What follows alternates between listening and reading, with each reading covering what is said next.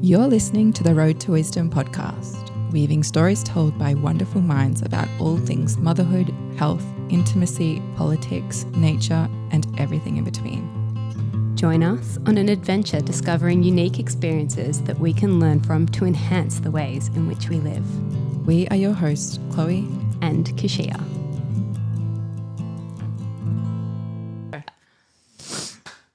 Welcome everyone to the Road to Wisdom podcast. Today we have Lael Stone in the studio. Welcome, Lael. In real life, like she's sitting here. She's sitting here in the flesh. Your first episode with us was very, very popular. I don't think there's any person who I've come across who has listened to the podcast that isn't like, oh my God, episode with Lael Stone was so good. So to have you here is awesome. Wonderful. We're really excited. Thank you. No, thank you for coming. Also, Lael, little caveat, Lael's got a bit of a cold. I'm a bit sick, so I'm just not going to sound so great, but that's okay. Lael's a little nasal. It's fine. It's fine. But no, we're really excited to have you in today to talk about a few more contentious parenting strategies. Can I label it that way? If you want. Yeah. I feel like you've got a lot to say. We've got a lot to say. This is actually Lael reinforcing things that we want to say. But also, are you prepared for Lael to shut us down and be like, absolutely, you bitches have just got this wrong and you are big time problems. I bet Please don't bring back the cane, Keshia. I will be very gentle make with you. smacking good again. What would the thing be? Disciplining. No, well, I guess one of the main things that I wanted to speak to you about today, which I think will be a good place to start, is gentle parenting. Because when I had my first, I was so about gentle parenting. No one was allowed to say no to my child because that was negative. I would tell my parents off for trying to parent in the way that they parented me, although I didn't turn out that bad, to be honest. And it was all like everything was really child-centered. So our whole world, like before we had a kid, we were very much like, no, child fits into our life, blah, blah, blah. We had her and our whole world was about our child.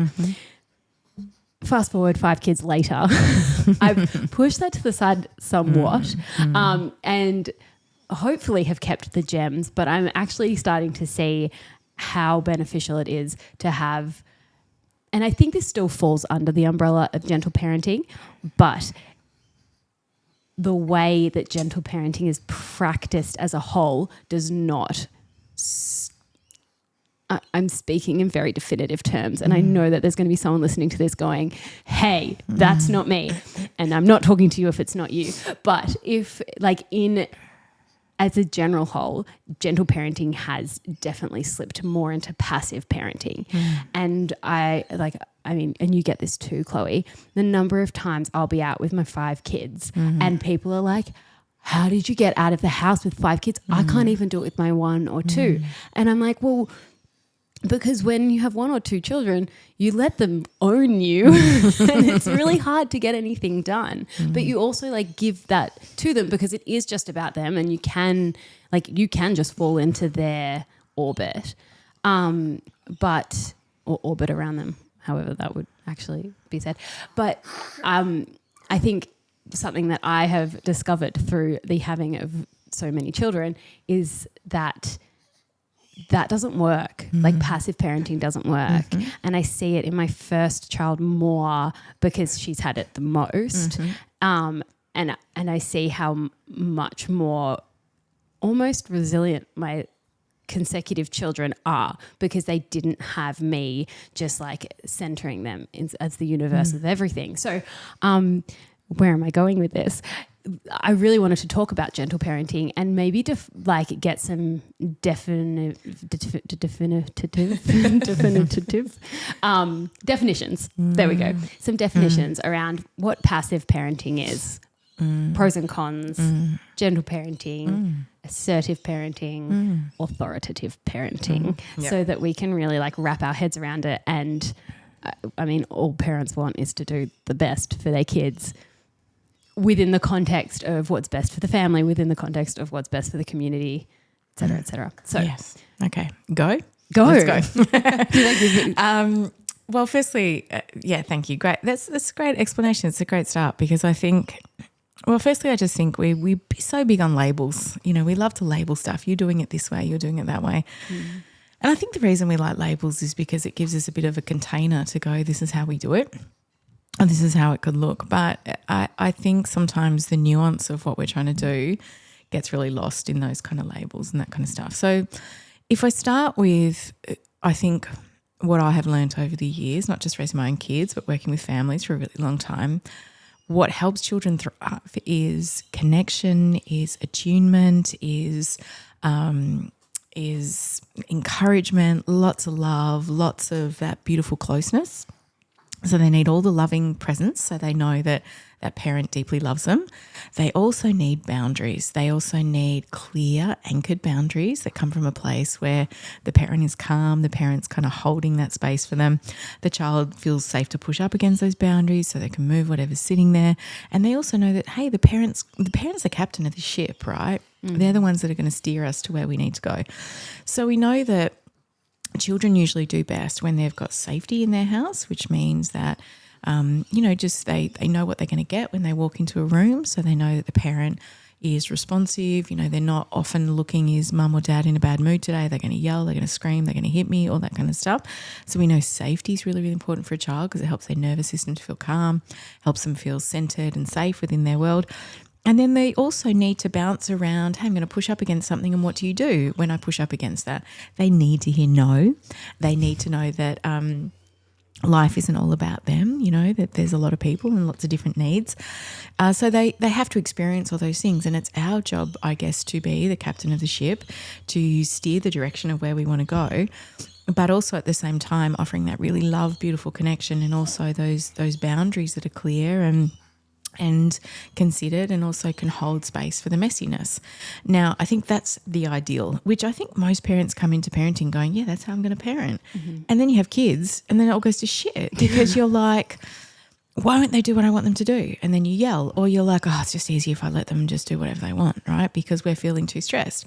So we kind of swing too far in one direction. So I think if you look at a spectrum, we've got on one end authoritarian parenting, which is the way that probably most adults I work with today were raised. So harsh authoritarian parenting usually uses force to get kids to do what they want. So they smack, they hit, there's a lot of threats, they use kind of punishments and rewards. And really what it is power over parenting. So what it is it's saying to the child, I am in charge, I am the boss, you must do what I want you to do at all costs. Now the child, how that often feels for the child is they can often feel powerless, they feel like they don't have a voice. They might push up against the boundary and go, but why can't I do it? And the parent's response is usually because I said so, and that's it. Closed discussion, the child necessarily doesn't have a voice. Now we know with that kind of authoritarian parenting, often children feel very scared, they can feel very alone, and usually they don't have a safe container to express their feelings, so they have to work harder to numb their feelings. So we see for children that grow up in environments like that, they often carry a lot of hurt, a lot of pain. And then, you know, because we also know that we usually do what was done to us, if we carry a lot of hurt, we're then going to project it onto someone else and want to hurt others. So we see that with children who do grow up in authoritarian environments where there is a lot of yelling or there's a lot of hitting or there's a lot of control, that they will often then move to be children who try to control others or who hit others, who bully others, or all those kind of beautiful things as well. Not beautiful things, all those things. I just looked at your baby and my head went beautiful, and then I said that. They are not beautiful things. We don't want to be hitting. And we don't. Please don't use that as a grab. Suddenly an advocate for smacking. That is the real. Oh my God. Beautiful. Your baby's so beautiful. He just I keep being drawn into his world. Okay. This is what happens. That's the best. So what we see that authoritarian parenting, which we know doesn't really serve anyone. And anyone that I've worked with over the years who grew up with a very authoritarian parent who yelled or hit or was very controlling often doesn't say, yeah, that was the best upbringing for me. They often don't. When you really get down to what did you really need when you were sad or you're upset and when things were hard, they were like, I wanted my parent to meet me there with compassion or to listen to my feelings. I didn't want to be hit. I didn't want to be shamed. Like, I think that's the core of everybody. We don't want that. And yes, sorry. Can I ask a question? Yeah. Okay, so I've got a scenario in that. Oh my God, I'm going to come out as totally authoritarian parent. But we all before you go into that, let me just say we're a range of all of it. We're human, and sometimes we swing there, even when we are when we pride ourselves on being a gentle parent. When we are stretched and we're stressed and we haven't had enough sleep and we're worried, our default is to move into control and power over, right? So please, be compassionate with yourself. We've all done it. I've done it as well, right? So that is a response to feeling often out of control. My question though, so I have found now having 5 children, one of them being in my arms and going out in public, needing to have I actually, if I'm solo with 5 children, Child. Look at him. charming. He's just flirting with me. He's totally both my boys, biggest flirt. Such a flirt. So when I'm out in public, I actually need to have control, some amount of control, because where we go is there are rivers, there are rocks with snakes, there's a road on that side, and there is and I need some form of control. Sure. Or we go to a spring fair and there are lots of people I don't know and I don't trust. Yeah. And I know my kids want to run off and do all the different things, but I need some level of reining it in. Yeah. So I want to clarify, because when you say control over, there are some situations where I feel safer if I put really strong and firm boundaries in place before we go out. Yeah. Sometimes I need my child, when I scream, stop, don't do that. They have to just listen. Yeah. They can't be why not? It's no, because there's a car running. I need to freak you out so that you don't keep, because I've got one on my lap, one on the tit, and I can't and run and get you. Yeah. So I want, because this is, and I'm asking this question and I'm framing it in this way because I know with one child, I would have looked at myself now as a parent and been oh, you hardcore bitch. How could you, you're stressing your child. I would never do that. And now me in the situation I'm in, I'm I kind of understand why my mum yelled so much. Yes. Well, I was one of 4 and it you need that, from the parent's perspective, it's okay, yes, I've got to, sometimes you've actually just got to listen to me and I can't give you an explanation. Yeah. Later, when we're out of the heat of the moment, ask all the questions, but not right now. Yeah. There is a guy over there that's feeling real shady and we need to go and leave the beach right now. I think it's really important that we set expectations for the kids. We're going to go to this place and I'm letting you know that could be dangerous. That doesn't feel good. And these are the rules of what we're doing. That's makes sense, right? Our first job is to keep our children safe. We always come from a place of wanting to keep kids safe, right? So I think it's very good and important to be here's the boundary and here's the line. This is what it is. This is what I'm expecting of you when we go somewhere like this, right? Now, if you have a great need to run off and you've got to, we need to go somewhere else for you to do that. I think at the end of the day, we have to come back to, how do we all get our needs met, right? And your need as a parent is, I need to keep everybody safe. I need to know where everybody is, right? And I'm going to yell loudly to get your attention if there's a car, if there's danger. That's not a bad thing. That is I am an attentive parent, because what's the opposite of that? Just knock yourself out, kids. And then, I don't know, where someone's in the river, I reckon, or I don't know where they are. That's not what we want. We want to be attuned to our kids to keep them safe. And so sometimes there's expectations where we're this is what I'm expecting, this is what it is, right? Now there's other times we have expectations of kids that our kids can't hold or live up to, whether it's because of their age, whether because their nervous system's too stressed, whether because they've had a really massive day and it's felt really stressful, and then we all decide to go to a restaurant and then it becomes a complete shit show because my 3-year-old can't sit at the table because they actually need to run around, right? When we get angry then, I think that's where we need to check ourselves, because we're actually, this was probably too much for them, So I think one of the challenges and one of the things that I see a lot in parenting is we put ourselves in situations with our kids where we want our children to be good and the kids just don't have the capacity to do it, right? Now, sometimes that is because our kids are tired and they're stressed or they've got a big build-up of feelings, and then we try and put them in situations where we want them to behave in a certain way and they just can't cope, and then we get angry and frustrated. And I think we sometimes need to pull back and go, what can we as a collective hold and handle? Yeah. I look at my 3 kids, and my middle child was the most sensitive of all 3. And if she'd had a big day out in the world or doing stuff or activities or something, and then we were like, all right, we're going to go to a restaurant for dinner, it didn't usually go well because it was like her capacity. It was too much. Yeah. And it took me a while to learn, she's got a different capacity to the rest of us. And how do I meet her needs for that? How do we look at the whole of the family of what we all want? Like it's big, you've got a lot of people in your family and you've got a lot of needs, right? And so you're like, how do we all get our needs met? Now I think as the leader of the family, you're going, all right, well, what I'm hearing from you is I need to keep everybody safe, which is beautiful. So you're going to, set those expectations, and you're also wanting to be deeply loving and connected. I mean, that's what I'm feeling from you. How do we do that? Well, some days we do it well. Some days we're like, yeah, everyone's playing beautifully at home and it's flowing and it just feels like, yeah, we've got it. And then other days it will not be like that because someone's tired or someone's got big feelings or we're in a situation or somewhere where it's too much and it's going to kind of fall over. So there's no perfect. I think we have to let go of this whole idea that this is the right way to parent or this is what we're doing and then it'll just be great, right? That's how we do it. Because it doesn't. There's days where it works beautifully and there's days where it doesn't. And we have to be compassionate on the days that it isn't. And we have to sometimes then reflect, well, what worked then and what didn't work. And it's only sometimes in hindsight where we're like, yeah, we probably shouldn't have gone to the beach because they didn't have the capacity to do it. Or that was just a little extra too much, for the kids. And that's why they all melted down.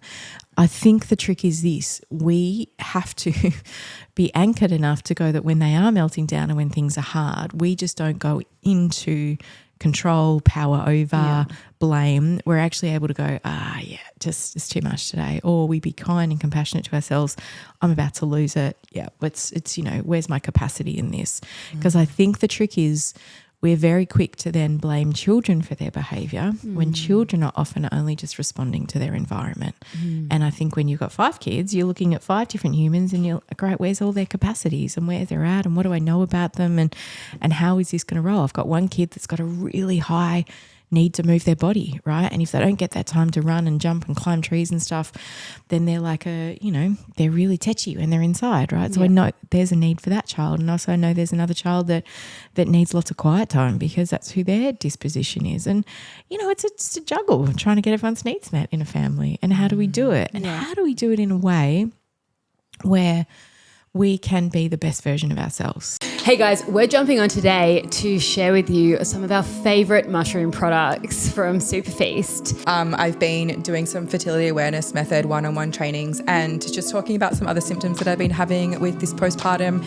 And one of them happens to be like mamahood ADHD. I don't know if everybody knows, but it's actually a thing. And so one of the things I'm going to be putting into my routine in the mornings is just a little bit of lion's mane to kind of ground me down and bring me back into my body, close a couple of tabs and just help with that brain fog, which we all know too well in motherhood. Yes, well, this postpartum I have definitely been supporting myself with Jing, which is a kidney tonic, and has replaced coffee for me, believe it or not.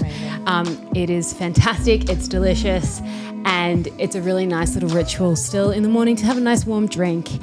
If any of you guys are out there and wanting to try these products, jump onto Superfeast. We will put a link in our show notes and use the code ROADTOWISDOM10 to enjoy 10% off. Amazing. That's what I think, right? So like coming back to what I was talking about before of authoritarian parenting, which is really that kind of power over parenting and where we are all about control, right? And often it doesn't feel good because children, they often can feel a bit resentful because we're powering over them a lot of the time. And also they often don't feel like they have a voice. And that's where it can often feel a disconnect. And for the parent, often how it feels is I must be in control at all costs. You must behave in the ways that I expect. And if you don't, then I'm going to make you wrong. Like that's the kind of essence of where it stands for, right? Yeah, okay. And then we can swing really far in the other direction, which is more around that permissive or passive parenting. And permissive parenting is very much about, I just want to keep my kids happy all the time. Now, I always declare I was the world's best permissive parent. When I became a parent, I was like, my belief system was this: if my kids are happy, it means I'm a good mum. So I just thought I have to keep them happy all the time. So I just tried to keep them happy, which didn't work because no one's meant to be happy all the time. And it was exhausting because all I did was try and distract them or make them happy or do this or do that or Band-Aid every little upset that was there. All I did was try and keep them happy all the time. I didn't let them have any healthy expression of feelings. So there was just a whole lot bubbling and brewing. And then they weren't happy all the time and I was exhausted and resentful. It didn't work either. And often when we parent from that place of permissive parenting where we don't actually have boundaries, where we don't actually hold space for those upset, and we also often don't meet our own needs as a parent, we end up becoming really resentful often a lot of the time.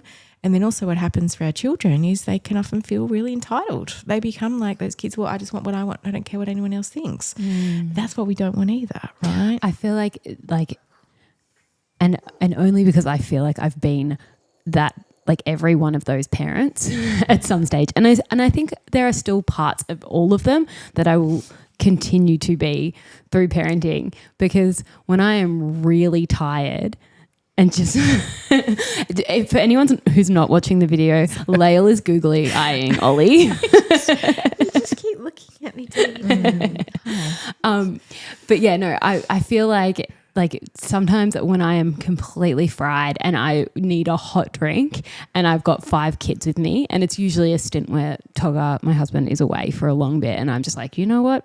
I'm going to that cafe and I'm getting a hot drink, and I know my kids are going to run into the toy shop and mess it up, and I'm going to allow it. And I know that the girl in the toy shop hates me, but I will go in there and I will apologize profusely and I will clean up after them. But that, I think, on the odd occasion probably still isn't okay. But I see some parents who are like that with everything. And then I've seen parents who justify it as well, justify their children's behavior. So for the most part with my kids, I am very strong with you can't, there's no destruction to other people's properties and there's no hurting other people. They're really big ones for me. And so usually if something like that happens, I'm like, no, if you can't respect other people's bodies or their property, then we have to get out. We're gone. The fun time is over. And I know that recently there was a situation where a mother's children were climbing up on the property of some establishment. And one of the guys had come up and hey, can you get your kids down from there? They the fence could break. They're not meant to be up there.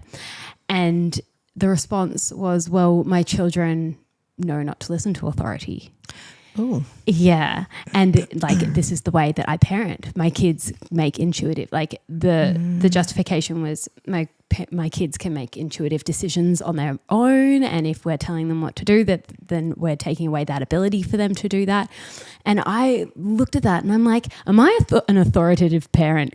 Because I would see that situation and be like, kids, get down from there. You're not allowed to be up there. 1, that's not your property. If the fence breaks, you won't be the one that has to clean it up. There are animals on the other side of that could bring danger to everyone else here. There was so many reasons why. I mean, and the chances of a couple of kids standing on a fence, probably not high. But if it's someone else's property and they say don't, well, we can't be here if you can't follow those rules. And I mean, I probably wouldn't have let it get as far as that.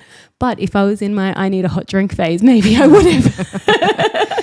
I think, again, it's, I hear you say that story and I come back to going, there's a reason why children have adults in their lives. It's to guide and to show them. It's why we have elders as well. It's to guide and show us.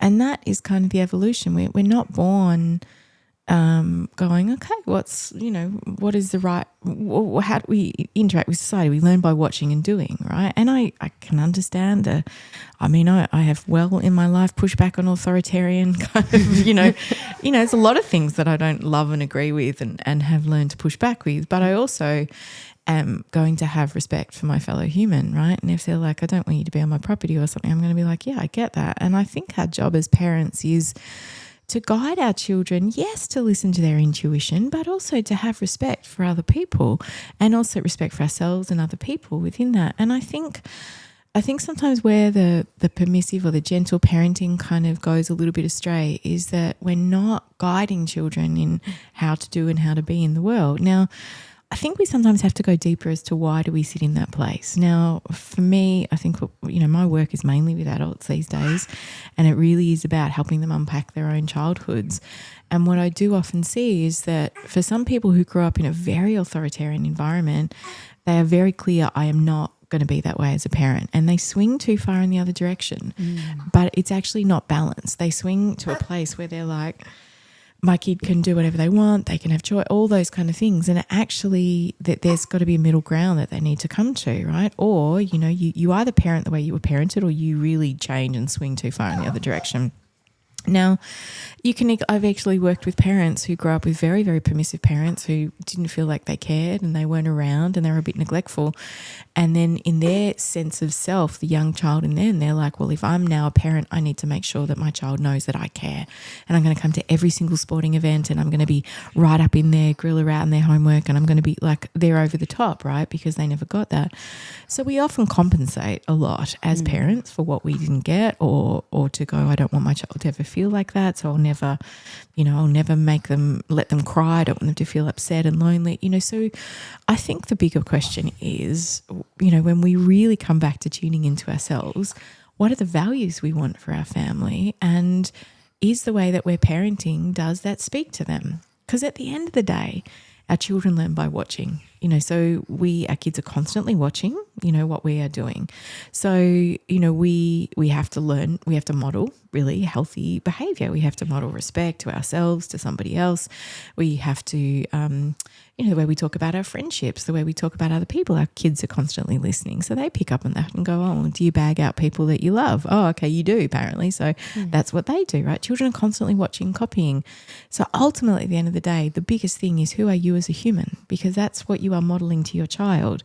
Now, then you've got that layer, and then the next layer on top of that is then how we respond to children in the moment. So are we coming in hot and over the top and yelling and controlling all the time, or do we do it occasionally when we're stressed? Yeah, we all do it. Like everybody does it, right? Because we're human, and because we often don't parent in a world where we have support. So of course the default is, this is shit and it's too much and it's too full on, right? And so then we respond in those ways.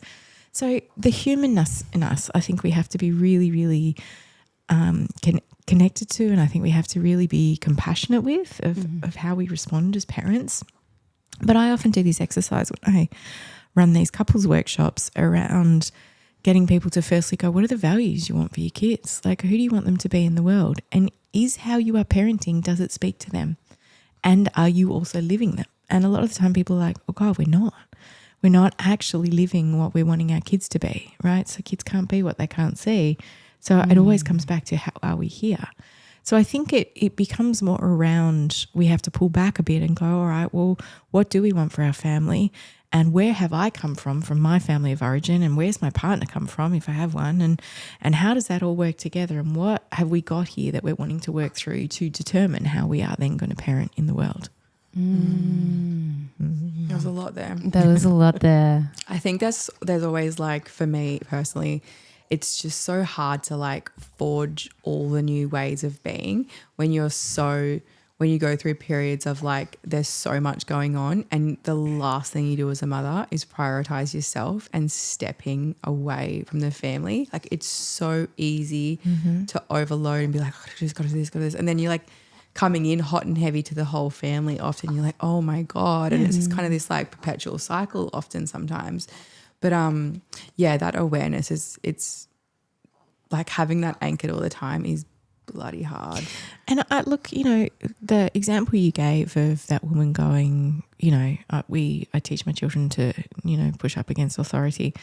I mean, my first curiosity is, all right, well, what happened to you as a kid? Like, what's been your story that's your really strong stance? And I'm not here to tell anyone a right or wrong way to do it. I'm like, we're all just doing human the best way that we can. But my invitation is always to get curious. Where am I coming from? Am I coming from a place of deep powerlessness that I'm like, right, I'm going to totally fuck the system and I'm going to be like this, right? Because I'm never going to feel powerless again like what I felt like as a kid. So I'm going to swing really far in the other direction, right? Yeah. Or, I see this a lot, particularly if people grow up in environments where they had to be a good girl all the time, and so either then they grow up to be a woman and go, I'm not going to be a good girl anymore, or they still play that good girl part out and they don't ask for their needs to be met. I mean, we're all working through our childhood baggage. Yeah, we just are. And parenting is like the ultimate mirror for it. So we come to parenting and it's like we have the full curriculum in front of us. So right, let's work through all your shadow and let's work through all your childhood stuff that's unresolved, and we'll send you along these little people to mirror it back to you perfectly. And here we go, right? That's kind of what it is.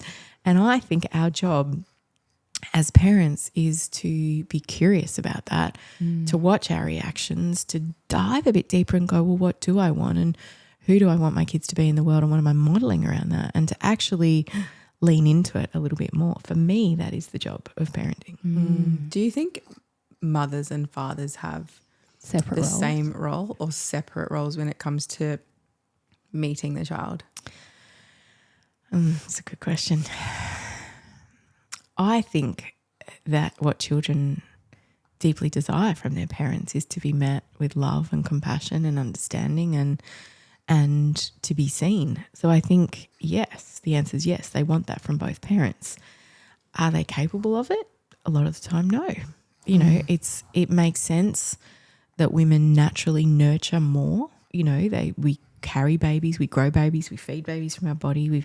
We naturally have more of that, you know, beautiful estrogen that makes us want to nurture and care. We do that more. I think it comes more naturally. You know, men have more of that provider and purpose and vibe, right, that they often carry as well. And it doesn't mean they can't nurture it. And I think children still need it from them. But I think in certain stages of our lives, we play out certain roles that we do. But I think ultimately at the end of the day, what children deeply want is they're either going to go to either parent and go, do you see me? Do you see me for who I am? Now, some families, you know, that I've worked with over the years, you know, I often find that men or partners sometimes are really good at play and fun times and do all the adventure stuff, and that's their role. And then often the mamas are where the children come when things are hard and, you know, they need cuddles and they need listening. And that's definitely what played out in my relationship for many years with my husband. My kids would always come to me when they had big feelings because I just was better at it. You know, I could sit there in the hard and Mike was a lot more playful than what I was, and so they would often go to him when they needed that play. But the more we both did it and practiced it, the older, you know, my kids are adults now, they know they can go to either place for those feelings and they know they can be met in those spaces, and that's what they deeply desire as well. You know, so I do think that, I think as humans, you know, we want to be seen. That's at the end of the day. You know, the biggest wound when I work with adults for me always comes back to that deep core place of, am I enough? You know, and do you see me just the way I am? Like that's the work of us as adults, healing all that stuff from our own childhoods to know that we are enough. And so I think when we come back to parenting, what we are looking at, and whether we yell one day or not, and you know, responding to our kids' needs, at the end of the day, our children, we want the major message for them to know in their beings and their bodies that I see you and I love and accept all parts of you. I deeply see who you are as a human, and I'm going to meet you in those spaces, right? Now what that looks like is being able to be calm when your kid's really angry and messy. It's being able to hold your center when your child's full of doubt and saying they don't like themselves. It's being able to delight in them when they're happy and running around and playing, right? It's meeting them in all those places. That, for me, is the ultimate gift we can give as parenting. Then all the other stuff we do, where we tell them to get off the wall and all that stuff, I mean, they're just day-to-day things that we do. But ultimately, I think at the end of the day, if 80% of your child is like, I felt really seen by my parent, then you have done a cracking job. Amazing. I often wonder why it feels so bloody hard to remove yourself from their problem. Yeah. Because they're kids. Like they're facing a conflict or a problem for the very first time. And I've lived it a million times. And yet I still make it my business. Yeah. And it kills me. Yeah. And I'm like, why did I just not just say? And often I'll just say to my kids, this seems like a you problem between you two. This seems like something that you might actually benefit from figuring out. If it's like a stupid conflict over a piece of paper that now has a crinkle in it, Yeah. that's a you problem. Yeah. If you don't know how to sort it out, maybe you can talk to me. That's like my goals. But a lot of time they're just like, she did Mom, put a crinkle in my paper. And I'm like, no, I'm never even going to touch the paper. And just like multiple, like all day.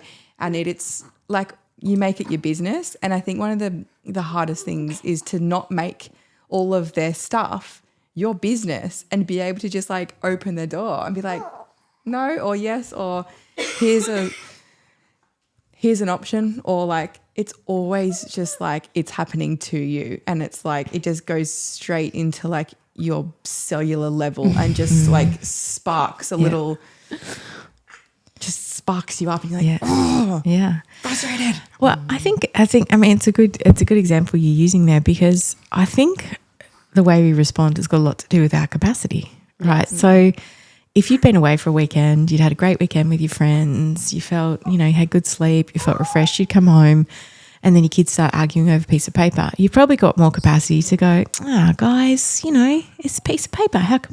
What can we figure out here, right? And so I think it's very much dependent on our capacity of what we've got going on and how we feel in certain moments. And also sometimes our belief systems or our stories or our conditioning is, I need everything to be okay, so I'll come in and control it, right? So sometimes we're up in all of those stories because we're like, I just need this to be okay. So again, I think it's curious as to what goes on for you, for example, when you're wanting to jump in with the problem. Is it just because you're like, I just need you all to be quiet, so I'll just sort it out for you? Yeah. Nailed it. Which is really understandable, right? When we're like, again, the humanness of parenting is we're not meant to be doing it on our own, in our own houses by ourselves all day with children, right? Like it's no wonder we have a short fuse, because we're actually not meant to be doing it this way. We're meant to have the village and all the people and all the things, and we don't. So I think the way we respond is so it's such a reflection of our needs and what's going on for us within it. Like I often say, you can be the most awesome, fun, calm parent when there's heaps of money in the bank and someone's done all your washing and there's food on the table and everything's flowing. You're like, yeah, I can be fun, mum, right? But when we're stressed and we haven't enough sleep and we're worried, then we're coming from that stress part of ourselves that often responds and controls and does all those things. And that's tricky. It's part of being human. Totally. What does ultimately meeting your shadow in parenting look like? Oh, that's a good question. Okay. Like when we talk about that, what are we talking about? We're talking about, and having the awareness, I guess, because it's easy to say. So like if we're in a hot and heavy situation and you just lost control, or like I'm meeting my shadow right now, something happens, like I know what it means, but I just want to put it out there and break it down a little bit for the benefit of. All right. I often say, if you want to know where to do the work, just watch where you get angry. Like watch where you get fired up, watch what you need to control, because they're usually the indicators that there's something there. So for me, the way that I look at it, particularly in parenting, is when we lose it, we're either usually losing it for a few reasons. The first kind of most basic reason is because we haven't got our needs met, because we're tired and we're stressed and we're hungry, or all the things, and we're just like, so it's a physical need that hasn't been met. And what we have to do is we have to meet that need first, so that, once we've kind of looked after ourselves, then we can deal with whatever's going on. So usually a lot of the time we react because we haven't got our needs met, right? That's kind of what, we've learned to do. The second reason sometimes we get really reactive is because, what we're telling ourselves. And so sometimes if we've got a big narrative in our head where, perhaps our child comes into the room, they start complaining about something, and the thought in our head is something like this: God, why do you always make my life hard? Or why can't you be like your sister and just get on with it? Or if we have got a story, or even something like, if I was a good mum, then you would just do what I want. We have to watch our thoughts, because a lot of the time when we are making the child wrong, even before they walked into the room, or we are making ourselves wrong, we're less likely to have empathy and be able to meet whatever's going on with compassion. Now, usually I find, talking about the shadow, if they're the thoughts that we have going on in our head, then that's usually connected to some childhood stuff there around not being enough, around not feeling seen. There's usually some deeper stories there. So the first part, as I was saying, when you meet the need, usually you're okay. Like, again, that's where a lot of people sit, just because parenting's stressful, right? So you meet your need, then you can turn up and be the parent you want. The second one can be with that kind of internal dialogue. But the third reason we often meet that shadow or we respond in those big ways is because of our own wounds from childhood. So it's so, as I said before, it's so reflective of what comes up for us with our children. So I often find one of the biggest things that turns up for men a lot, actually, when I talk about what really kind of annoys you about parenting and what's hard, is one of the things that turns up for them is like, oh, I hate it when my child disrespects me, right? So being disrespected is a huge trigger for a lot of men. And I'm like, what does that mean? And they're like, oh, my child will call me a poo head, or, you know, they'll say they hate me. And I'm like, okay. Sensitive Salo. But You big poo head. yeah, but you know what? Like a knife to the heart. For some people it is. I shouldn't laugh because it's probably legit. They get like this, they're like, how dare you say that to me? I think maybe because we've been called poo heads that many times. My 2-year-old calls me a butthole, so I'm desensitized at this point. Yes. Yeah. A butthole, Yeah. which is they go through that phase too, by the way, genitalia. Yeah, it's so funny, isn't it? But here's the thing, it's so usually if a dad's saying that to me, I usually say to them, okay, well, so when you're a kid, what would happen if you had have called your dad, you know, a poo head or something like that? And their response is this: I would never have been able to say that. I would have gotten in so much trouble. I would have got hit. I would have got shamed. I would whatever. You know, there is no way I could ever speak to my parent that way. And I go, well, there's usually the wound, right? Because I would say, did you feel that you felt respected as a kid? Were you allowed to express yourself in the ways that you wanted to? And most of the time the answer is no, I wasn't. So what happens in this moment is this little 3-year-old saying, you're a poo head and I hate you. Straight away we're propelled back into that 3-year-old us who's just like, I was never allowed to do that. And that feels painful. So we don't want to feel pain as humans. We're very good at avoiding our feelings. So what do? I'm going to shut down whatever's causing that feeling, which is my 3-year-old who's calling me a poo head. So I'm like, that is not acceptable and do not speak to me that way. And then we come in hot, right? Whereas in an ideal world, like where you guys are at with this kind of stuff, is that when they call you a poo head, you're just like, there's something going on for them. Like you just let it brushes off you and you're like, I'm a poo head. You know what? I still love you, even if I'm a poo head, right? You're able to respond because you can look behind the behaviour and you can go, they're having a hard time here and they're telling me that. And so I'm going to meet them in that space. So I think the thing is when we're looking at our triggers, it's really about, I think, those places where we get fired up, we get angry, we feel out of control, we feel not respected, all those kind of things. They're usually some pretty good indicators that there might be some stuff going on. I think you just for made us. a really valid point with the whole like, you might be making the same, you might be. I put my hand up, did but you? that's fine. I wanted to No, speak no. to Miss Stone. We might be making the same point. Go. And it's just on like the being disrespected thing. Oh my and God, saying yes. like, I would never have been able to do that as a child. Like, there are some things that I think are important to note in like, I would never have been able to call my grandma a bitch, you know, and for good reason. It's disrespectful. Like, even the words coming out of your mouth makes me like, oh my God. yeah, that's or like if I said to horrible. my mum, this is a disgusting meal. Yeah. And my dad was like, Yeah. big feelings. Like, where's the line Yeah, of because- being like, you have absolutely no manners and this is actually not how we speak to someone who has cooked a meal for you. And if you go out to your friend's house and you speak like that, you're going to be less a friend and your life's going to be difficult. Can I add to that too? Yes. Because we give our kids a little bit of leniency at home because I did aware parenting. I'm big on the big feelings, but at the same time, if they were to do that outside of the house, like with their teachers, But how do they know the difference? well, and I think If you're not they sa- if get you're to not- an age, maybe like the 3-year-old poo head is, you know, they can call everyone a poo head, but like my 8-year-old knows that if she comes to me with like anger and outrage and I know that she's just getting some Oh, shit it's off like her a vento, chest. but what if it's Yeah. like in the heat of a moment? But like she'll go to school and she'll see kids do that to her teacher and she'll come back home and she'll be like, this happened. I'm like, would you ever do that to your teacher? She's like, oh, no. I'm like, okay, good. But like, how do we do, I think maybe where you're going is how do we foster? I hear what you're saying. Well, where's the line? Yeah, is what where's I'm the trying line? to say. So again, I come back to what do we model, right? So here's the thing. Let's talk about it from a 3-year-old. Let's talk about it from an 8-year-old. A 3-year-old who's calling you a poo head and saying, I hate you. In their 3-year-old little body, they're like, things aren't the way I want them to be and this doesn't feel good. And that's what they're trying to say. They're still learning how to do it. Our job is to look behind the behaviour and go, yeah, they're having a hard time. These are the words that they've heard. I mean, I tell a story that my daughter, when she was younger, she thought Google was a swear word, which is hilarious. I'm swearing on this podcast, so I'm allowed to. I'm figuring it's allowed to swear. Yeah. But she heard the word fuck, right? And then she would say, fuck, Google, right? And like we would laugh hysterically because we're like, it was kind of funny. Kind of. But I was also at the point where I was like, okay, she's learning words. She's hearing her older siblings say stuff. And she's telling me in this moment, I've got something going on and this is the way that I have figured out I can get your attention with it, right? So my response in that is not to be like, you don't use those words and that's not. My response is like, oof, you're feeling mad, babe. Come on, let's go. What are we going to do? We've got to get your mad feelings out.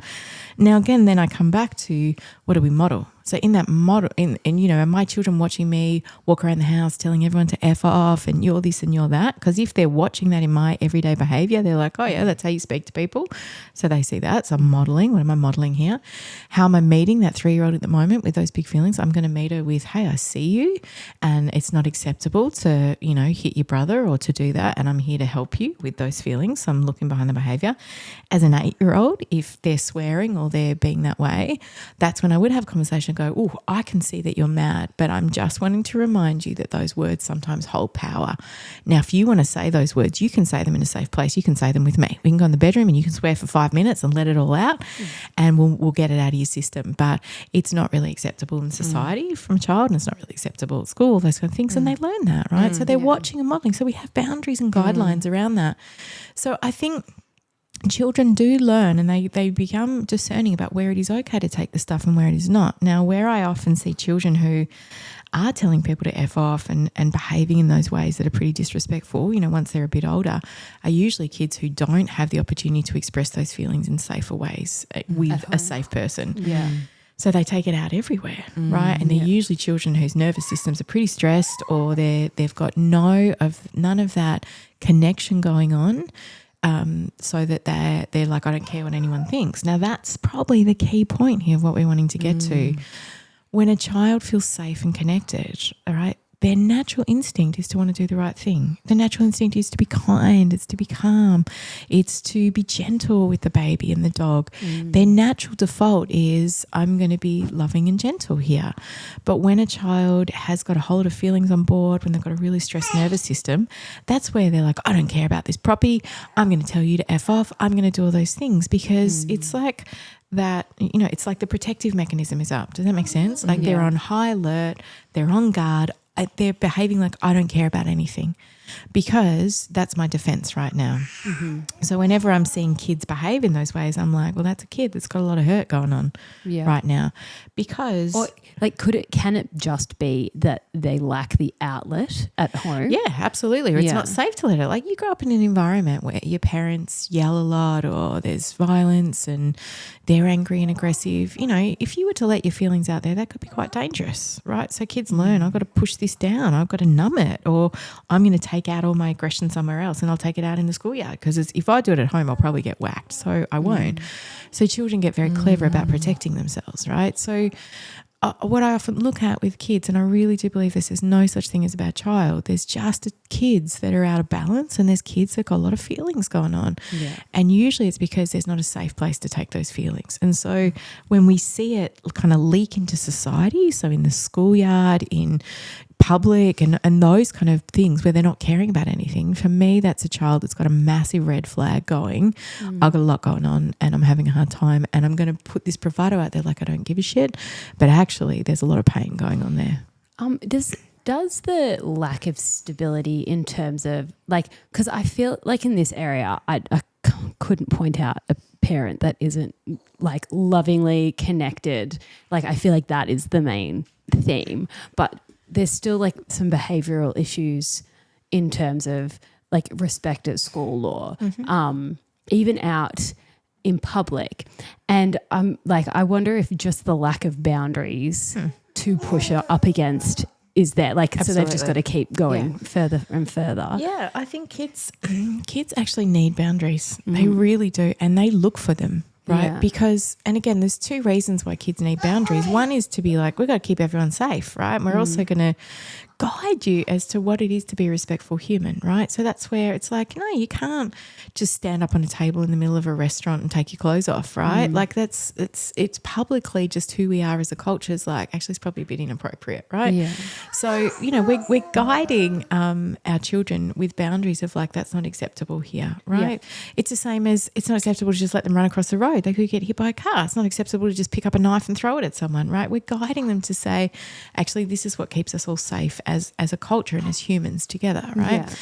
The second reason why we need boundaries is because when kids have got feelings, which they all do, we all have feelings, right? And when they are not able or haven't found a way to express them in healthy ways, so they sometimes do that through playing.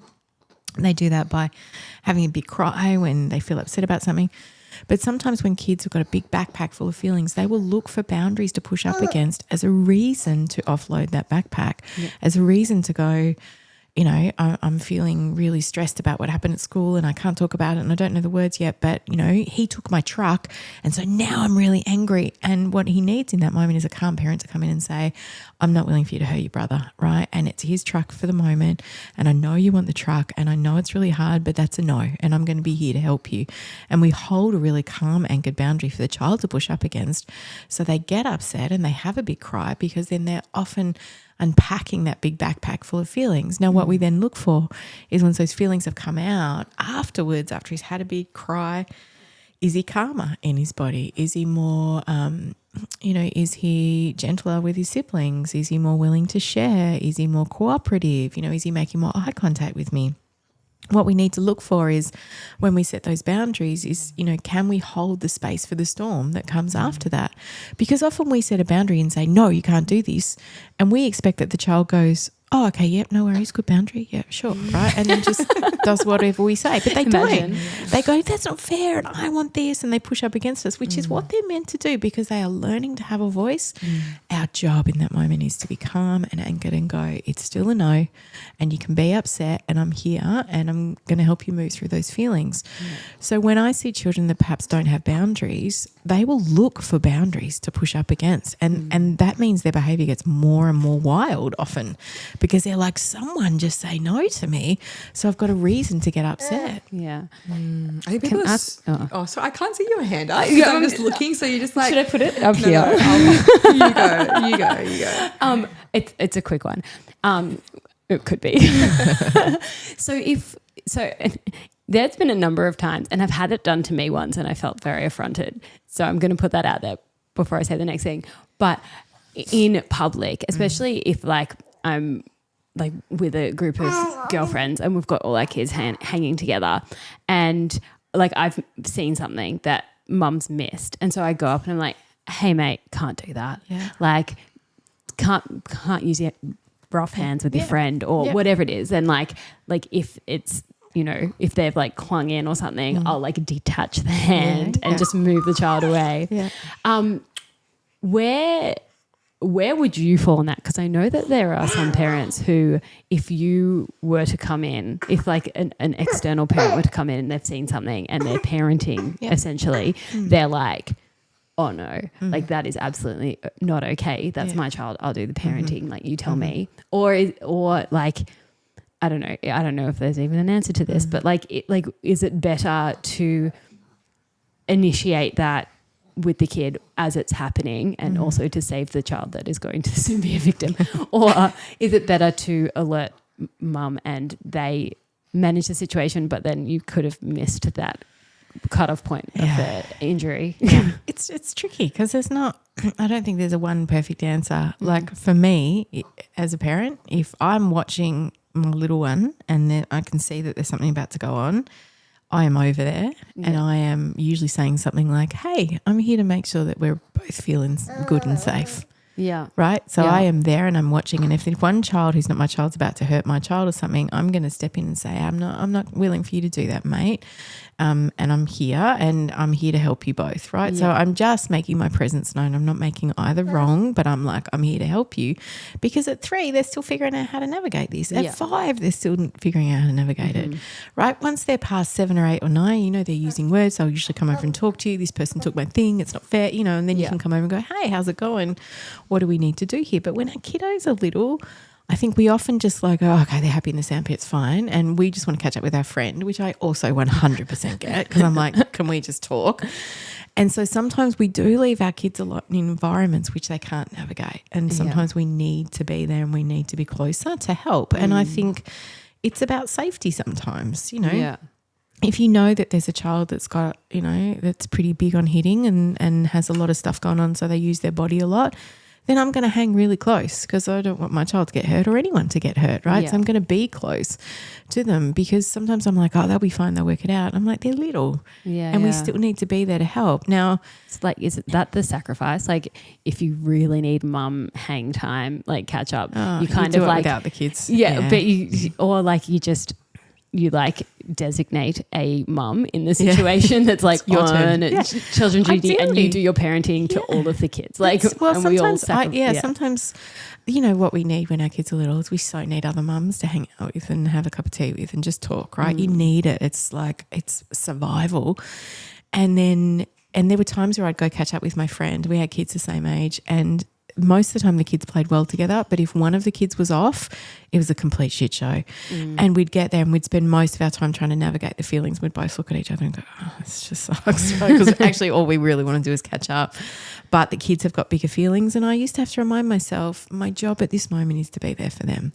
And yes, I still have needs, and so I say, I'll ring you later, or we'll catch up by ourselves, or, we try and find something that they could do that would be okay. And there were days that worked beautifully and the days that it doesn't, and I think that's the thing we have to be mindful of sometimes. And I know that resentment within us when all you want to do is catch up with your friend and be there, and then the kids are acting out, and it's just so easy to be like, why can't you just play nicely together, right? I so remember and get that. And actually I was like, okay, take a deep breath. Everyone's having a hard time today. How do we get what we need done here? Like, it's hard. And I think again too, if we're hanging out sometimes, and maybe it's parents you don't know, it's parents that are a bit more relaxed in that stuff, and their kids just hit and they're like, whatever.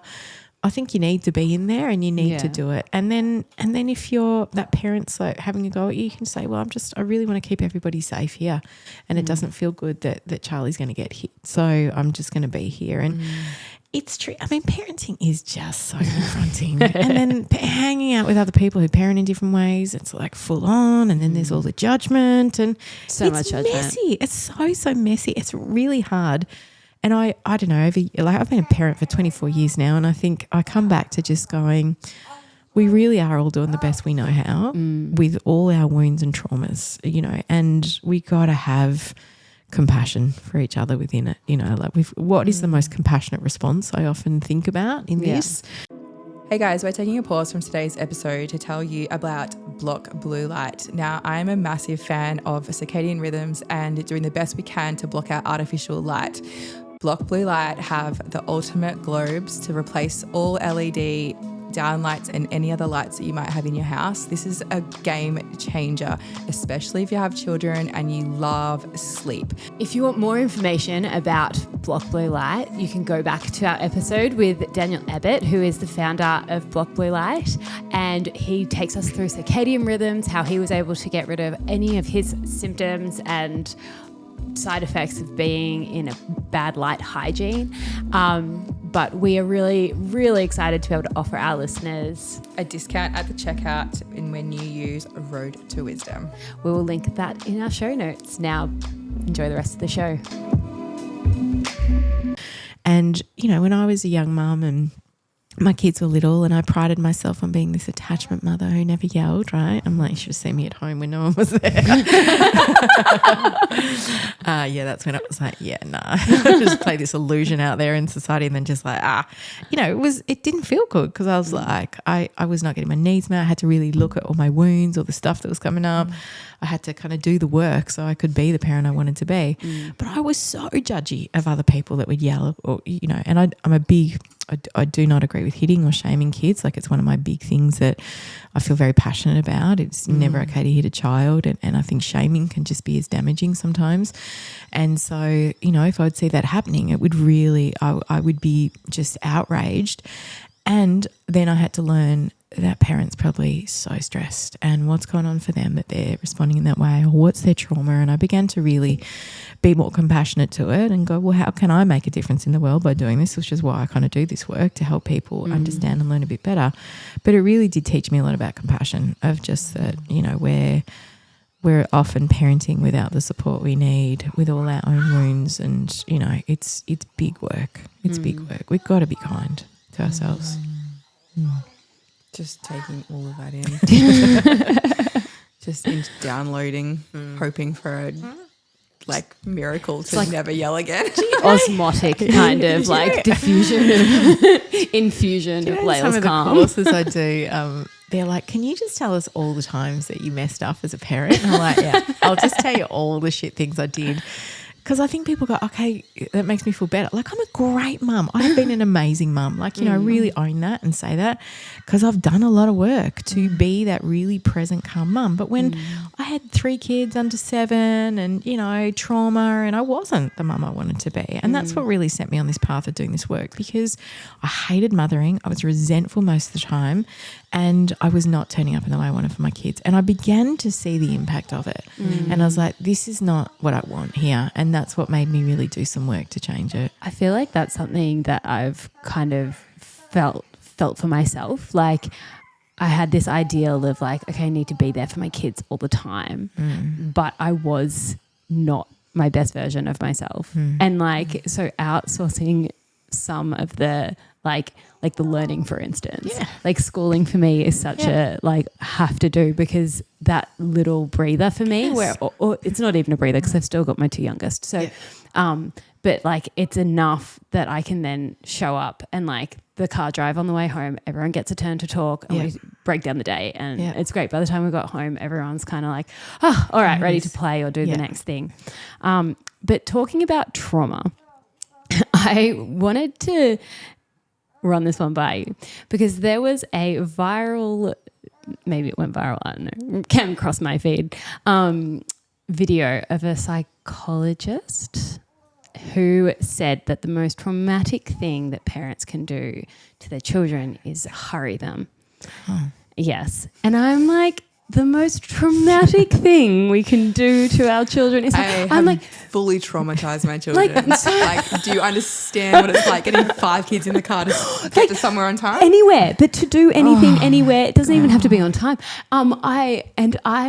Someone came at me with this. They're like, oh my God, did you know that this is the most traumatic thing you can do to a child? And I'm just breaking that down. I'm like, I could probably at least list 10 way more traumatic things you could do some other things to a child. But I'm like, this is just an everyday part of my life. Yeah. We have to hurry. It's literally multiple. We're on tank water. Hurry up, get out of the shower, try, use all the water. See what's going to happen. We've got to get to school. There was, I think it's if you have to evaluate every time you need to hurry your kids, and especially being having multiple children of multiple ages, and again, trying to meet everyone's needs.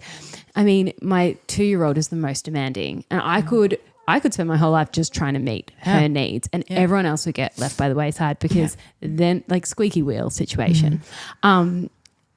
But I'm like, no, that's not fair. My kids actually really love school, and they really want to be there on time. They freak out about being late, maybe because I freak out about it. Well, I was always late to school, so there's one of my traumas. So now I have to be on time to everything, or earlier.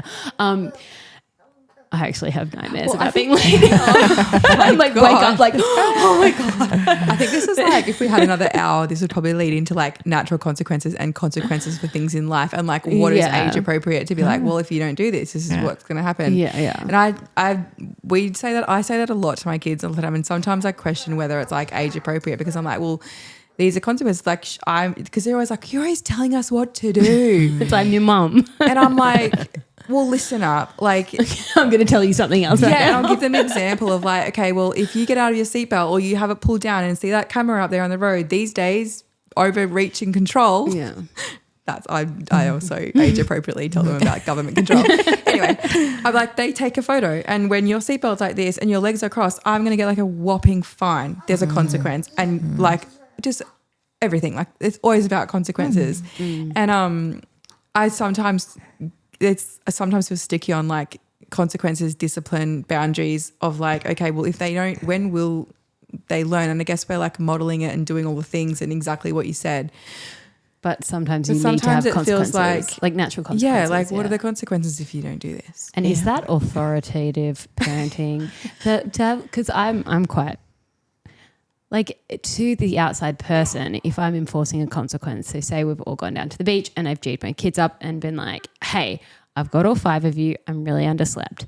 I need you guys to not be climbing where I know the brown snakes are. I know I let you sometimes, but today it's just a no-go. And if I see you over there, we do have to get back in the car and just come home. And so they'll go over there and I'll be halfway through a good conversation with a friend and I don't want to leave, and I'll be like, damn it. Now I have to leave. And I, like, 2 of my kids I might have to drag kicking and screaming, and like I've got friends like, do you need some help? I'm like, I do, but I'm not going to accept it because that's just the idiot I am. And I will get them in the car and I have to like force a car seat on because like it's going nuts, and then someone's crying because they didn't do it and now they have to suffer the consequences and all of this.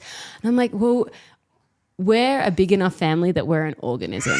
And right now you're learning about community and how it works. And like this is something my daughter learns in her class as well, because there are some rambunctious children and the whole class misses out on activities if that's the situation. And she always comes home and she's like, oh, like we didn't get to do this today because blah, blah, but I wasn't doing it. And I'm like, I know you weren't doing it and you were doing the right thing, but this is actually just sometimes how life goes and it sucks, but it's what it is. I'm like, am I building resilience? Can I?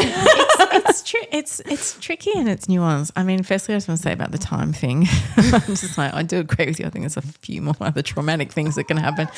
I think the time thing, I get where they're coming from. I think I did say that as well, and I remember going, in an ideal world, we wouldn't have time that we'd have to push up against, and we would roll with the energy of the day, right? And some people choose to do that, right? That's why they homeschool, they do, and that works beautifully for some. And then others, the way our society is set up is around time, and it is really tricky because kids, particularly little ones, don't give a shit about time. They're just like, no, I'm playing with my trains right now, and that feels really good. And so, yes, it is a challenge to figure out, as you say, as this whole organism, how do we all move together and how does it work, right? And it is part of being human. And what's going to happen in that whole dynamic and the ecosystem of your family is one child's always going to drag their feet and make everyone late, and then the other child's going to have an issue around, we're always late because of my brother, and they'll take that to therapy when they're in their 20s, and that's fine. That's what they'll have to work through.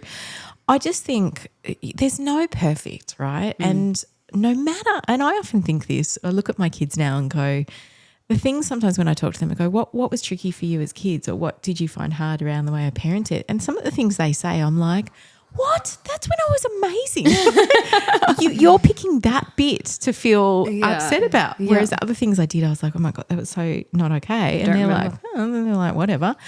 And I'm like, we as humans are going to make things mean what we make them mean whenever we want to make them mean stuff, right? And our children will take up threads, the child will. So you will have one child that's going to be like, I never felt like I got my needs met because it was always, they were louder. you know, right? And that's the story they're going to identify with. And they have a choice, like every single one of us, to work with that story and go, hey, that's just a belief system. I can change that. Or I'm going to make that mean something and carry that with me my whole life. We all do this, right? Our children are going to do it as well. Yeah. Each child that you have is going to have their story and their unique place in the family. And we cannot troubleshoot so nobody has any baggage. Everyone's going to have baggage, right? Everyone's going to have story at some point. I believe our job is to invite children to reflect on what is here for me. What am I making this mean? What is this about? To invite them to know that they are powerful beings, that they can transform these belief systems, that they have choice and autonomy in the world, and sometimes they've got to find the right place to find that, right? So at the end of the day, I think the whole let's try and raise our kids this way so nobody ever has any stuff is ridiculous and impossible. You can even if you ticked all the right boxes, whatever the right boxes are, they're still going to have stuff because we are humans, right? Yeah. So I think there's that as a starting place. I like to think of my parenting as really setting my kids up for what it's like out in the real world. Can we name that? Yes. Real world parenting. Yes. Yay, Ollie, you think I'm hilarious. It's kind of, well, there's that. Like, you know, I think we do our children a disservice if we keep them in a little bubble where they don't ever see big feelings and we don't get angry and that kind of stuff, because they need to know how to navigate that. They need to know how to deal with it. They need to understand. If you send your kids to any schooling system, they're going to have teachers that are grumpy. They're going to have kids that are going to be mean to them. Like, we have to teach our children how to navigate those tricky stuff, right? And they learn that at home with siblings. They learn that at home sometimes when we get upset. Of course, if we do yell or we get, you know, we always need to repair. We've got to come back. The relationship's the most important, right? Where's the connection there?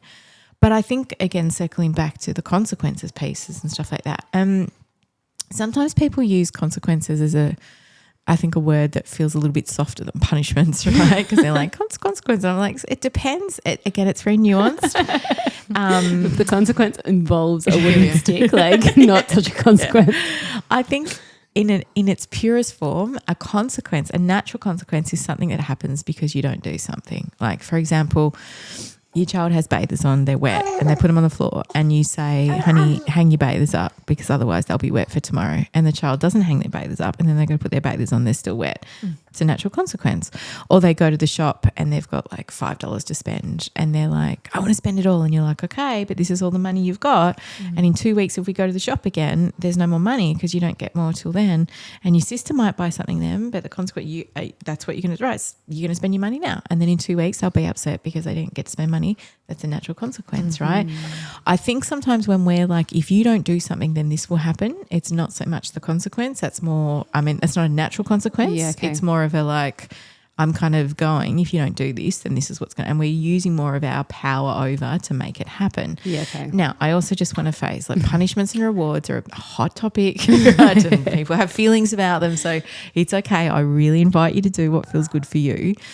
And I also totally understand if you play, we're going where there's snakes, right? This is not cool, right? Yeah. And the only other thing, again, I would do with that is to have a conversation before we go to say this is what's going to happen because it's a safety issue. And if we're not, I know you want to play and you want to climb, but that is no go today. And if you do, then we will have to leave, right? I'm setting it up already to begin with because it's about safety. Now, what is actually kind of important is you did that and then you said we're going to leave even though they're upset. They need to know that also you're really clear on what your word is around safety. You know, there's a difference of where, you know, if you don't eat your dinner, then you can't watch a show after TV. And if you don't eat your dinner, you're not going to the party on the weekend. Yeah. When we're using threats like that a lot of the time, it's really about, I need you to do something so that make it easy. Yeah, make it easy. And if you don't, so children then learn, okay, well, what am I going to get if I do this? Or what am I not going to get? Yeah. And am I going to get in trouble? And I think the thing when we use a lot of punishments, what it does is it sets children up to be very good liars. And that's the trickiness, you know. I love telling a story about, I have to say this great story about one of my daughters when she was younger, one of her friends, I think she was about 13 or something. had a lot of punishments and rewards in her house. She had to be a very good girl a lot of the time, and she did something wrong, and her parents were like, right, we're going to take your phone off you for 2 weeks. So this clever 13-year-old went home, got one of the spare phones that they didn't use anymore, changed the screensaver, put her cover on that she has now, walked into the kitchen, handed her phone to the parents and said, I know I did the wrong thing. Here's my phone. Handed over the pretend phone. They weren't any the wiser. And then she just had her own phone, still use it in rooms, staying up late at night. Like, you know, she played them beautifully. Yeah. I mean, I tell that when I do workshops with parents of teenagers, and they all laugh and they're like, yeah, I feel like I'm getting played at the moment, right? And I'm like, as our kids grow, the goal is to have communication and honesty if we can, and to work through the mistakes that they make. If we default often to punishments, then what we are going to do is we're going to have to keep upping the ante of what that punishment is. And usually that then means the child holds the currency of what they deem to be a challenge or not. So if your child won't do something, you're like, if you don't do this, you can't go to the party on the weekend. They're like, oh, I don't care about the party. And then you're like, okay, well, you can't use the computer for 2 weeks. And they're like, whatever. Like, you know, again, it's not actually getting the result that you want. Yeah. All you're doing is trying to use force to get them to do what you want them to do. Yeah. What works better, it is harder, is connection and that mutual, connection with each other to be like, if we want to do this, this is how we have to work together. Now, when you've got 5 kiddos and they're little and they're still learning, I say to parents, sometimes that's just what we do in order to try and keep everybody safe. But if we're doing it all the time and that's what we use to parent, I promise you it's going to come undone. Yeah, okay. It's going to, you're probably going to get teens that will lie more. And also often what we do see some of those results is that they often become kids that don't take risks and don't stretch themselves because they're often scared about getting in trouble all the time. So it can also, the punishments can really kind of produce kids that become very good boys or good girls. And again, the job is not to raise good boys and good girls. It's not to raise compliant children. You know, the job is to raise children who are connected to themselves and know that they can express their voice and are kind, compassionate humans, right? Yeah. And so I think when we use punishments and rewards a lot, what we're doing is we're kind of sometimes breeding more of that you must be good in order to be loved. And also then again, the child often holds the currency, and then there's often that, you know, where's the place of honesty within it? And look, again, I just want to be very clear. Sometimes I'm like, if you get in the car, I'll give you a chocolate frog. Like, sometimes you have to do that, like, right? you can sit in your pram and like let me do what I need to do. Yeah. I'm definitely getting you something. Yeah. Like, come on. Yeah. My thing is always like with my daughter, for instance, it's like, okay, we've got to get in the car. You can either get yourself in the car, which is like the reward, or I can put you in the car, which is like the punishment. She always chooses the former. But like, I think she feels really good about that because she got a choice. I mean, choice and autonomy speak. I want to be real here. Like, you know, we all yell at certain points. Some days we're like, you know, I mean, I tell a story. Like I worked a lot with my kids when they were little, especially my youngest with big feelings. And I remember one day she was really out of balance. She just, you know, I could see that she was agitated. Maybe she was about 4 or 5 at the time. And I had nothing left. I had no capacity. I'm just like, I just don't want to listen to another meltdown. I'm done. And I looked at her and I just said, do you want some chocolate? And she looks at me dead in the eye and she goes, I don't want sugar. I want you to listen to my feelings. You're like, damn it. And I was like, I did a good I've job. created a monster. Yeah. And I remember just kind of laughing to myself thinking, she actually knows it doesn't feel good to be kind of, you know, passed off and given something to be quiet. I just actually need to offload how I'm feeling and then I'll feel better. And it kind of made me laugh. And then I was like, yeah, wow, okay. I need some more support because I'm feeling tired, you know, because I don't have the capacity to do it. But I also kind of thought when we teach and guide children to express themselves in healthy ways, they know it always feels better. They don't want to go to numbing. They don't want to do all those things. It just means that we need to have the capacity to be able to hold it. So I think we have to be real, right, as humans, you know, that there's some days where we're like, yeah, you can have this if you do that because I'm done, I'm stretched, right? And then there's other days where we've got more capacity where we're going to set those limits. I think it's, you know, it's the balance between not being too hardcore and threatening all the time, and then it's the balance between not being too permissive. It really is, again, about coming back into the middle and how can we do it, you know. And the reality, like, you know, just of life sometimes is just tricky. And again, I think it always comes back to this. We're parenting by ourselves without the village, and You know, sometimes your chocolate frog is going to be the answer.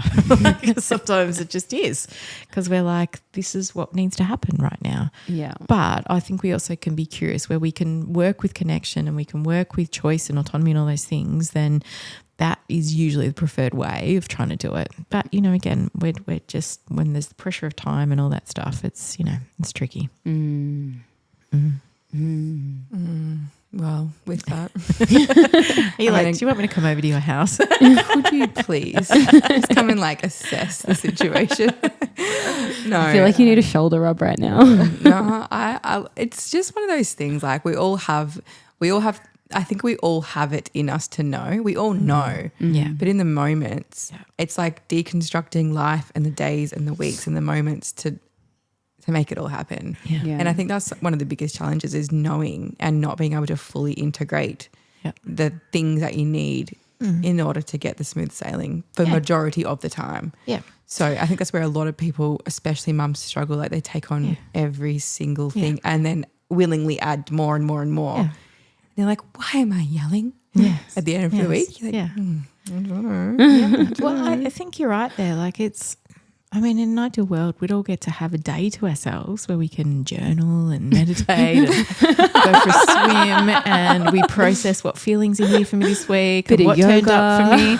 Like we do our deep inner work and then we come back and we parent. But that's not the reality. You don't even get to go to the toilet on your own, right? So, you know, the reality is we're doing the best we can. And what I do really want to say, though, is that if you are trying to parent with some level of consciousness right now, then you are doing one of the hardest jobs there is, because most adults I work with were not raised in the way that we're trying to raise our kids, right? So you are undoing all the patterning from and imprints from your own childhood. You are healing the wounds of what happened from you whilst you are trying to do it differently for your child. It's why it's triggering and it's why it's really big, right? And I think we have to be compassionate. And I say to parents I work with all the time, I just really honour and acknowledge your courage to want to do it differently. And it's not easy and it's sticky and it's messy, but I promise you it's worth it, because, and I think this is what I see as my children now are adults and I see how we have done it. It is so innate in them to be that calm, respectful, you know, be with feelings kind of human. Like that's all they know, because that's how they were raised. It's not I've done this, my partner and I think have done a lot of the messy hard work so that it is easier for them. So their understanding of feelings, their emotional intelligence, their ability to relate and connect to others is far better than what mine was at 24 and 21 and 16, right? Like they're streets ahead of where I was at, because I think we lent in to do a bit of the messy work now. So, you know, we will probably see it in our grandchildren, right? Because when our kids become parents, and particularly when we do the work now, the way they respond to them will be completely different. I mean, one of the most beautiful things that I see is all three of my kids work with children. So they have two of them are disability support workers and one of them works at my school, and the way that they respond and meet these kids is better than often a lot of the adults that I work with. How old were you again? I think we spoke about this in our first podcast. How far into your parenting journey were you like, okay, time to make some changes? So I had my son when I was 25 and he was about 8. So about 33, 34 is when I started to do it. He was 8 years old. Yeah. Okay, so that gives a lot of hope. It's never too late. We haven't broken into that. Never too late. Never too late. And the thing that changed it is I watched my relationship with him and it didn't feel solid because I watched, there was a lot of disconnection from me. There was a lot of trauma from me. And I remember looking at him thinking, I don't want that. I don't want that. And I always remember this crossroad of like, I messed it up. It just is. And, you know, whatever. And then I was like, actually, no, this is the most important job I'm going to have in my whole life. It's raising these kids. And I've got to do the work. And so I just kind of went, all right, I'm going to do it. And it's an ongoing journey. Like, you know, you don't just do a course and then you've got it sorted, right? You just, and then, you know, you move through those young years and then they become teenagers and then all your shit comes up again and you got to work through teenage you and you're coming back, right? Teenage stuff, I will. Teenage stuff is the best. So Terrified. I think it is a big journey, but I promise you it's the greatest gift you can give your kids. There's not one single part of me that regrets doing the work and owning my crap and leaning in and putting the energy and the effort into them because I see it in who they are as humans. And they're still, that nobody's perfect. They still mess up. They still have got their stuff.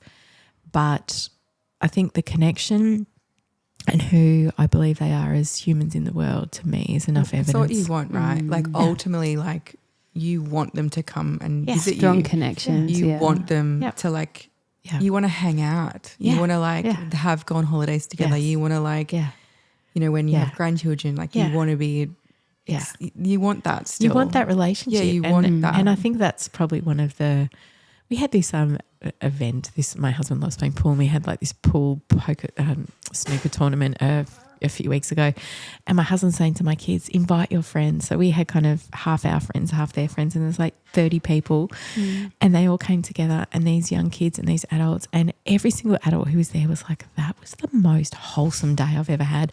Those young people are such excellent people. Like we are in good hands with them.